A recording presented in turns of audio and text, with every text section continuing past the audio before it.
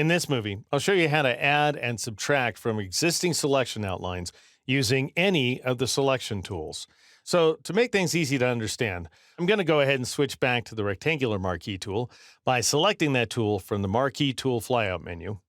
And now notice if I drag inside the selection, and this is true when you're using any selection tool, what you'll do is you'll move that selection outline to a different location, which can sometimes be helpful, but in this case, it's obviously not what I want. So I'll just go ahead and press Control Z or Command Z on the Mac to undo that move. If I drag outside the selection, then I'll begin a new selection outline and I'll wipe out the old one. Again, that's not what I want, so I'll press Control Z or Command Z on the Mac to undo that change. Now let's say you want to add to a selection outline. One option is to go up here to these icons on the left side of the options bar, and notice the second icon in reads Add to Selection. If I go ahead and click on that guy and drag, then I will add to the existing selection outline like so. Again, that's not what I want, so I'll press Control Z or Command Z on the Mac. You also have these options to subtract from the existing selection outline or find the intersection of one selection and another.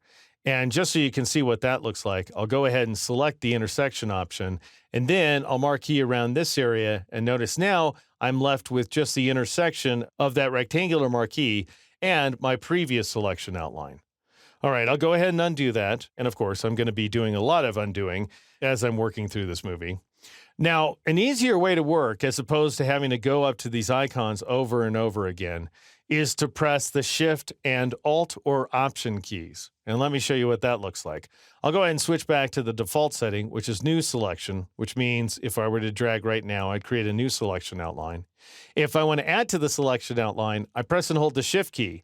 And notice when I do, I get a little plus sign next to my cursor, which tells me that I'm going to add to the selection like so. I'll go ahead and undo that. If I want to subtract from a selection, then I would press and hold the Alt key or the Option key on the Mac, and notice now I get a minus sign next to my cursor, and when I drag, I subtract from the selection. If I want to find the intersection of one selection outline and another, I press and hold the Shift and Alt keys. That's Shift and Option on the Mac. Then you see a little X next to your cursor, at which point, if I go ahead and drag right there, I'll find the intersection of the new selection outline and the old one. All right, I'm going to go ahead and undo that last move by pressing Control Z or Command Z on the Mac. And I'm going to zoom out once again so I can see more of my image. What I want to do is I want to add to this region right here. I want to basically select the entire bottom half of the image, which means I need to add to the selection. So I'm going to press the Shift key, and that'll give me a little plus sign next to my cursor. And now I'll go ahead and drag up here and downward to the bottom right corner of the image, taking care to make sure that I'm well inside of those mountains. If I'm too high like that, and I'm accomplishing this feat, by the way, by pressing and holding the space bar, which allows me to move my marquee. If I get too high, then I'm going to draw a fairly ridiculous selection here. That's not what I want, so I'll press Control Z or Command Z on the Mac. I'll press the Shift key once again, and I'll go ahead and drag like so, and then I'll release, and that goes ahead and selects the entire bottom portion of the image. And I believe I might have missed a spot right there, so I'm going to press the Shift key again and just marquee this area just to make sure it's entirely selected. Now, these keyboard tricks also work with other tools. So for example, let's say I'm working with the Quick Selection tool, which you can get from the keyboard by pressing the W key, by the way. And the reason it's the W key, because W stands for the magic wand, which shares the same flyout menu. And we'll see how it works in a future movie.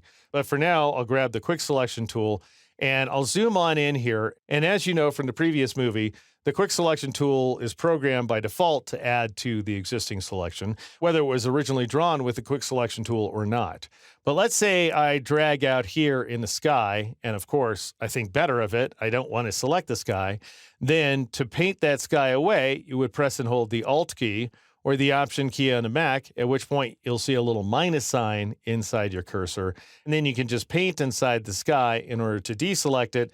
I didn't quite deselect it enough, however, so I'm going to have to reduce the size of my cursor by pressing the left bracket key a few times, and then I'll just go ahead and Alt drag to paint that sky away. And apparently I should never have selected it in the first place, because this is proving to be pretty hard. So I'll just go ahead and reduce my cursor even more, and I'll Alt paint that sky like so, and I'll get in there as closely as possible. Basically, when you're drawing selections like this, it's better to select too little than too much, because if you select too much, you'll end up with halos. In our case, blue sky halos around your selection outlines. So I'll go ahead and Alt-click that little bit of sky away and that little bit of sky as well. And now it looks like we have it. So I'll go ahead and press Control-0 or Command-0 on the Mac so that we can see the marching ants surrounding these jagged rocks all the way down to the very bottom of the image.